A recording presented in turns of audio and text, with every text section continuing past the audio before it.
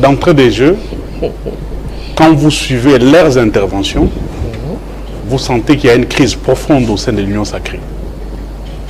Chacun a sa position, la position de sa famille politique, chacun défend les couleurs de son parti politique et les couleurs de son chef, en lieu et place l'unité, la solidarité au sein de l'Union sacrée. Cette crise profonde sera constatée bel et bien quand Vital Kamerhe sera élu président de l'Assemblée nationale. Nous concernant, la question des élections ne nous concerne pas.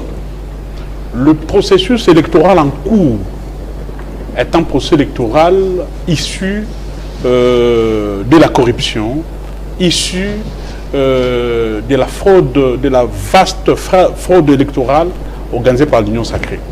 Nous avions refusé de participer aux élections et nous continuons à garder nos positions en ce qui concerne les élections sénatoriales et des élections au niveau de gouverneurs. Mais en tant qu'analyste politique,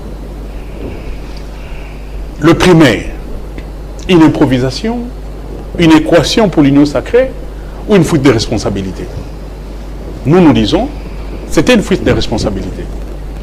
Parce que quand vous prenez toutes les choses qui ont été faites autour de ces primaires, vous comprendrez que M. Kamerhe n'était pas le candidat idéal à être désigné candidat président de l'Union sacrée à ces élections. Comment ça?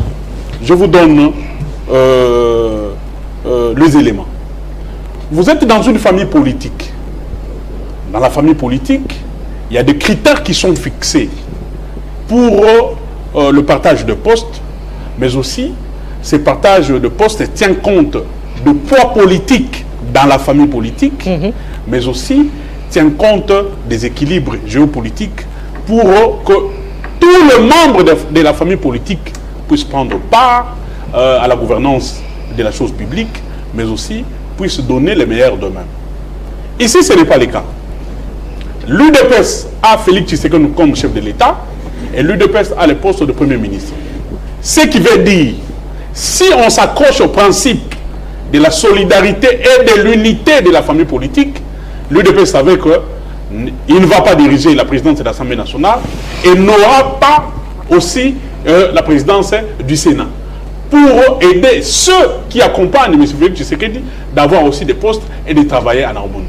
D'où Kabouya, connaissant cette réalité bien avant, avait décidé d'être candidat au poste du premier vice-président à l'Assemblée nationale.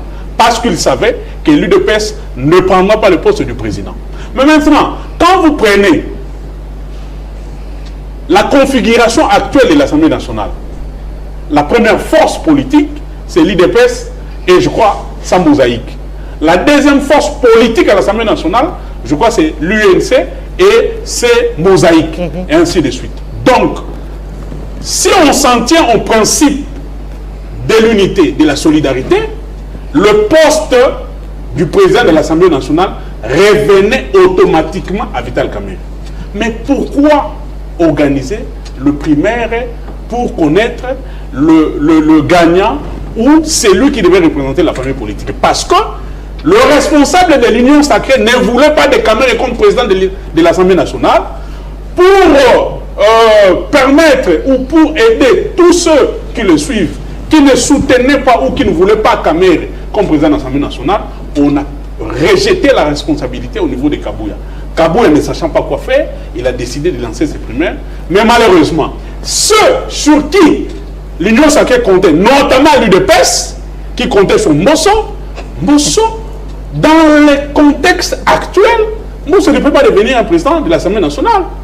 Parce qu'il doit comprendre aujourd'hui, il a été président de l'Assemblée nationale du fait d'un coup d'État institutionnel. Et il n'était que lui seul député de son parti. On ne peut pas devenir président de l'Assemblée nationale avec un seul député. Alors, il a été remercié pour ça.